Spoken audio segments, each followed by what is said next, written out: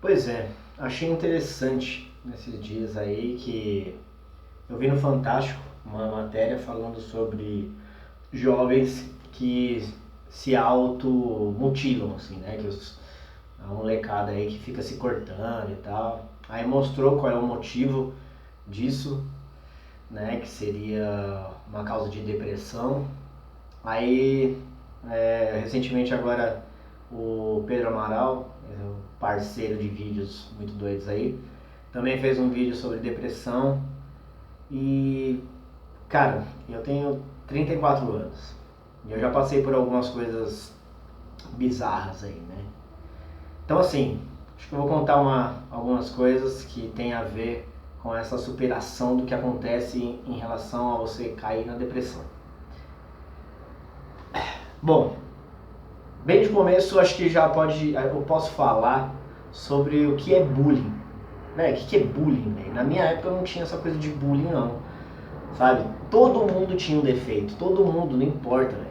O cara que te zoava, se ele fosse perfeito, se ele fosse bonito, isso era um defeito, velho. Era só zoar ele de, mano, você é bonito demais, você é perfeito demais. Ah, vai se fuder, tá ligado? Tipo, é uma coisa meio Clube da Luta, pra quem já assistiu aí, é tipo o Clube da Luta. E assim, putz, eu sempre fui muito zoado de branquelo, de magrelo, de dentuço. E isso vem desde moleque, né, cara? Mas eu não me deixava abalar por causa disso, não. Tipo, sei lá, se eu era tudo isso, então eu tentava ser uma coisa que ninguém era. Que era ser ousado, era ser corajoso e, meu, então, sei lá, eu descontava toda a minha raiva em ficar bom em alguma coisa. E o que eu pegava pra fazer, eu pegava toda aquela energia que eu tinha de arregaçar a pessoa que tava me zoando e fazia algo muito foda que a galera toda admirava, assim. Geralmente era com bicicleta. Eu comecei a andar bem de bicicleta com 7 anos de idade, assim. Eu empinava a bicicleta com 7 anos de idade e já, meu, andava muito, né, numa roda só. Então eu criei muito essa coisa de tipo me superar para mostrar aquilo que ninguém conseguia ser, né? Mas enfim, meu pai, ele é um cara muito doido assim, então ele também não convivia comigo, né? Então eu cresci bem assim na rua. Minha mãe trabalhava demais também, muito fora de casa, então eu ficava muito com a minha avó. Né? A gente morava num fundo de quintal, numa casinha lá no fundo da casa dos meus tios. E, cara, era o tempo todo na rua, sabe? E fazendo aventura e tudo mais. Mas aí chegou a adolescência, com uns 13 anos de idade. Aí foi foda, porque eu comecei a ficar com muita espinha no rosto, né? E começou aquilo a crescer e eu comecei a ficar nervoso com aquela situação e tipo me achar muito feio e cada vez me retraindo cada vez mais, não queria aparecer porque eu me achava um monstro. Só que isso foi crescendo uma coisa muito ruim dentro de mim, que era o afastamento das pessoas. Ah, e aquilo me dava muita raiva, porque eu ficava com raiva tipo de Deus, assim. Falava, putz, por que você tá fazendo isso comigo, velho? Sabe? E ficava com muita raiva daquilo. E me perguntava, cara, por quê? Por quê? O que eu fiz, sabe? E quanto mais aquela raiva ia crescendo, quanto mais aquela angústia, aquela depressão já ia crescendo dentro de mim, mais meu rosto ia aparecendo espinha. E as pessoas, alguns até falaram isso pra mim, tipo, fica calmo, tal, que talvez comece a melhorar, mas como você vai ficar calmo quando você vai no espelho e você olha e o seu rosto tá todo zoado? Não dá, é bem complicado. Cara, e aquilo começou a crescer uma deprê, porque aí eu comecei a me afastar muito de várias coisas, principalmente de sair, não queria sair mais. E eu fui cada vez me isolando e ficava muito sozinho comigo mesmo. E muita vontade de fazer merda, assim, sabe?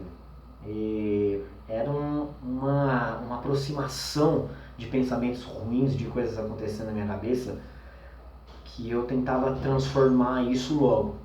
E aí eu pegava minha bike, ia fazer uns rolês sozinho mesmo. achava uns lugares para pular, né? E ali eu ficava trabalhando um jeito de tipo, assim, eu não ligo pra mim mesmo, que se foda. Então pelo menos se eu tiver que morrer ou me quebrar aqui, eu vou fazer algo legal. Vou fazer um pulo muito doido naquele buraco ali com a bike, ou pular aquele morro. Então eu ficava pensando nisso. Pô, não vou ficar cortando meu pulso, não vou me enforcar, porque isso é inútil, velho. Tá ligado? Tipo, faz sentido, mano. Que bagulho idiota, tá ligado? Então, cara, eu, assim, se tiver que morrer, então eu vou morrer fazendo algo foda, tá ligado? Então eu comecei a me superar em relação a isso. Tipo, era desapegado de tudo, tipo, sei lá, já era pobre, morava numa casa de fundo de quintal, era feio. Porra, era zoado, tá ligado? Tipo, a galera zoava. Então assim, mano, não tenho nada a perder. Só que nessa que eu pensava desse jeito de não ter nada a perder, aí eu arriscava muita coisa. E falava que não tinha medo da morte, que não sei o que, ia cada vez mais arriscando coisas bizarras assim e me desafiando cada vez mais a me aproximar da morte, porque eu não tava ligando pra mais nada mesmo, e tudo isso sozinho, assim, sozinho, não era pra se mostrar pra ninguém. Na época não tinha nem internet pra eu gravar essas coisas. Então assim, eu fazia sozinho comigo mesmo, numa conversa comigo mesmo, ia pros meus cantos aí, às vezes no meio do mato onde tinha uns morros de bike pra pular, ficava lá sozinho, não tinha ninguém andando de bicicleta, era só eu e eu mesmo e a minha depressão. E, cara, às vezes levava uns tombos bizarros assim, ó, de caraca, eu vou estar todo ralado, mas crescia uma adrenalina, uma aventura de estar ali, assim, que era muito louco, assim. Mas, por outro lado, se eu me fodesse de verdade, eu ia ficar lá no mato até alguém me achar. Aí beleza, o tempo foi passando e eu ia mais ou menos trabalhando essa depressão dentro de mim desse jeito. E lógico, culpando o mundo pra caramba, sabe por quê? Porque, cara, o governo não oportunizava uns tipos de esportes que eu realmente gostava, que eram uns esportes radicais, assim. Não tinha dinheiro pra ficar pagando psicólogo nem nada disso. Eu vejo a galera pagando isso, cara, paga pra fazer um esporte muito louco, velho. Sabe? Se junta com uma galera que é nerd, que é espinhuda também, mas que faz umas coisas legais e que não tá ligando pra aparência. Hoje em dia tem até aqueles caras que ficam lutando com espada de isopor aí, nos parques. Porra, aquilo é muito legal, já entrei em contato com essa galera. Mano, é muito divertido ali. Você vê que o pessoal não tá nem aí pra aparência nem nada, a questão é se divertir, sabe? Mas enfim, eu comecei a cada vez mais a me isolar e fazer coisas bizarras sozinho. E, cara, teve um momento assim que eu abri uma janela. Agora vocês podem falar o que vocês quiserem, seja loucura, seja o mundo espiritual, eu não sei o que era. Mas eu tava numa festa e aí de repente eu abri uma janela pra loucura, assim, para o mundo espiritual, para viagem astral, não sei o que foi. Mas as pessoas começaram a sumir na minha frente, assim. Eu fiquei desesperado porque minha mãe foi atrás de mim e eu comecei a ficar com medo porque eu não queria ir pra casa, sabe? E aí eu me escondi dela, a galera, não, fica ali e tal. E aí de repente nesse desespero, nesse medo, a coisa cresceu dentro de mim. Mas isso já vinha de anos já estava com 18 anos, então fazia 5 anos que eu estava meio que numa depressão, tipo, decorrente assim, que ela subia e baixava. Então aquilo de repente veio à tona assim. E eu fiquei com muito medo, mas muito medo mesmo. A coisa começou a crescer, esse medo, e eu não sei o que aconteceu, que eu via as pessoas meio que desaparecendo. Eu enxergava o ambiente, mas as pessoas desapareciam, não sei o que foi aquilo. E eu escutava as vozes, não cara, a gente tá aqui, aí eles pegavam na minha mão e colocavam assim no corpo, e eu tocava, mas eu não tô enxergando vocês, eu não sei o que aconteceu. E pra mim ali era como se eu tivesse entrando num mundo paralelo, onde eu ia virar meio que uma alma penada, sabe? Um exemplo, assim. Eu ia entrar num mundo que era um mundo de isolamento espiritual, assim. Eu ia ficar vagando num mundo onde eu não ia enxergar pessoas, talvez só ia escutar os barulhos, não ia saber onde elas estavam. Até que eu quis sair correndo dali. E aí eu saí correndo. Saí correndo num desespero e corri pra longe, até que a galera não conseguiu me alcançar, e isso era à noite, né? Então era por volta de umas 10 horas da noite. Aí eu fui até um lugar que era uma esquina já escura e fiquei lá sozinho. Só que a hora que eu fiquei sozinho nesse lugar escuro, mano, imagina toda a escuridão do lugar começar a te envolver, assim. E aí você sente um vácuo daquela escuridão te puxando, assim. E eu vi a galera lá embaixo vindo correndo atrás de mim e eu não sabia para onde correr direito, porque eu não sabia se eu ia para eles, porque parecia que eles estavam me perseguindo, eu não sabia se eu ia para mais longe, onde estava mais escuro, então eu fiquei realmente numa encruzilhada, porque era uma esquina, eu não sabia o que era aquilo direito. Então eu esperei a galera chegar e eles se acalma, falaram pra mim, eu escutava isso, aí eu comecei já meio que perna bambear, ficar muito com medo mesmo, e eles falando, se acalma, você tem que descansar, que não sei o que. Cara, quando eles falavam descansar pra mim, era tipo, descansar é morrer, tipo, soava na minha mente como descansa em paz, sabe?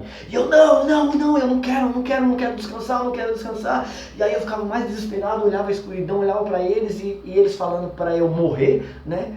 E eu, não quero descansar. Eles, não, se acalma, fica aí, mano, senta aí.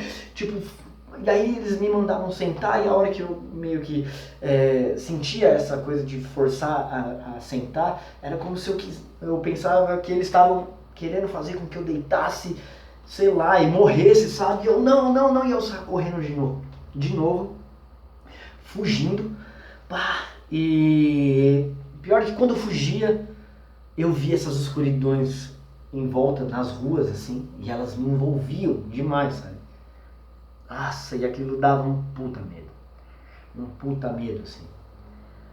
E aí então eu parava, via pra eles, voltava pra eles, e nisso tava uns amigos meus e o meu pai. E aí eu abracei forte meu pai, falei, pai, me segura, e abraçava forte ele. E assim que eu abraçava ele, era como se ele fosse de água, assim, sabe?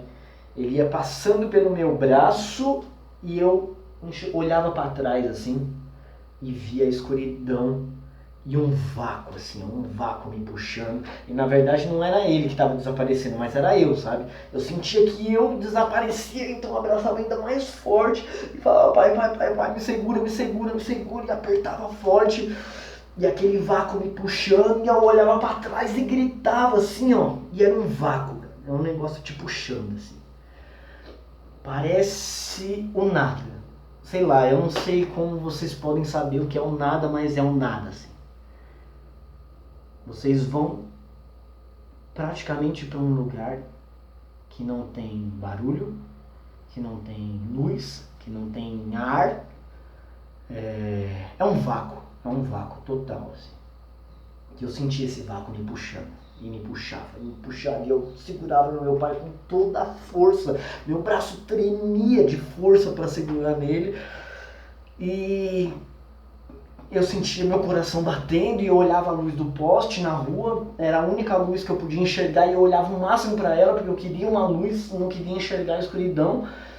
Até que meu músculo fadigou, assim, de tanto fazer força. Assim, eu fadiguei, não aguentei mais, meu braço ele relaxou assim, eu escutava meu coração batendo forte, bum, bum, bum, bum, bum, bum, e batia muito forte, até que eu falei pro meu pai, pai, eu não aguento mais, sabe? Tipo, entreguei pra ele, entreguei, tipo, sei lá, não aguentava mais. E nesse momento ele me segurou, tipo, ele foi deitando, tá ligado? Meu corpo assim.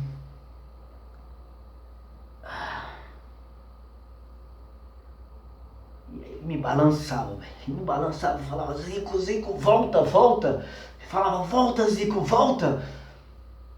E eu falava, não, pai, não aguento mais, eu não aguento mais.